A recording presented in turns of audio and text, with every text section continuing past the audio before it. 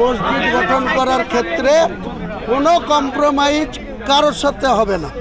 তাতে বলেছি সংঘর্ষ হলে সংঘর্ষ হবে, লড়াই হলে লড়াই হবে।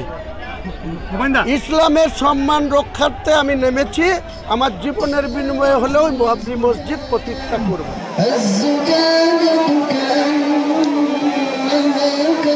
কালকে বলেছিলেন যে 1 লক্ষ হাফেজ মানে কোরআন দিয়ে হবে, তবে ডেটটা কবে করবেন মনে হচ্ছে? ফেব্রুয়ারির প্রথম সপ্তাহে, যেদিন বাবরি মসজিদের কাজ আনুষ্ঠানিকভাবে শুরু হবে তার একদিন আগে 1 লক্ষ হাফেজ, কোরআনের হাফেজকে গোটা ভারতবর্ষ থেকে, বাংলার 1 লক্ষর মধ্যে প্রায় 90,000 বাংলার থাকবে, 10,000 ভারতবর্ষের বিভিন্ন প্রান্ত থেকে আসবে।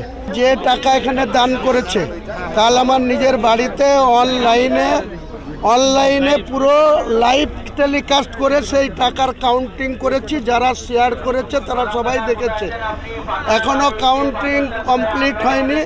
কাউন্টিং কমপ্লিট হলে মানুষ যে নগদ অর্থ দান করেছে সেটারও জানতে পারবে সবাই।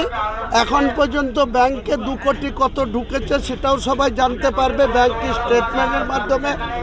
আমার স্বচ্ছতা নিয়ে কেউ প্রশ্ন তুলতে পারবে না। আমি সেই সুযোগ কোনো বিরোধীকে দেব না, না শাসক দলকে দেব, না বিজেপিকে দেব, না সিপিএমকে দেব, না কংগ্রেসকে দেব। কাউকে কোনো সুযোগ বলতে দেব না। আর এই সবই আল্লাহর রহমত, আল্লাহর দয়া, আল্লাহর ইচ্ছাতেই সব কিছু হচ্ছে।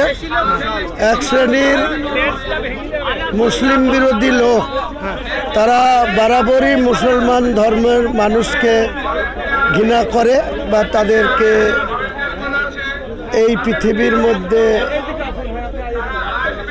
বেশি করে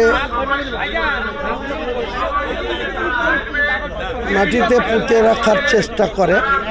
সেই সমস্ত মুসলিম বিরোধী যে মানুষ আছে তাদের আগামী দিনে আমরা শুভবুদ্ধির উদয় হোক।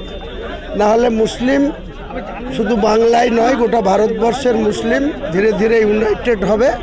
আমরা কোনো অমুসলিমকে তাদের ধর্ম নিয়ে কোনো বিরোধিতাও করতে চাই না, তাদের সঙ্গে কোনো সংঘর্ষও করতে চাই না। কিন্তু ইসলামের অধিকার আছে মাথা উঁচু করে সম্মান নিয়ে বেঁচে থাকার। সেই জায়গাটাতে যদি কেউ চ্যালেঞ্জ করে, আমরা সেই চ্যালেঞ্জ অ্যাকসেপ্ট করব। শান্তিপূর্ণভাবে আমাদের ইসলামকে মাথা উঁচু করে বেঁচে থাকার অধিকার মহান আল্লাহ তাআলা আমাদের দিয়েছে, সেটা রক্ষা করে যাব।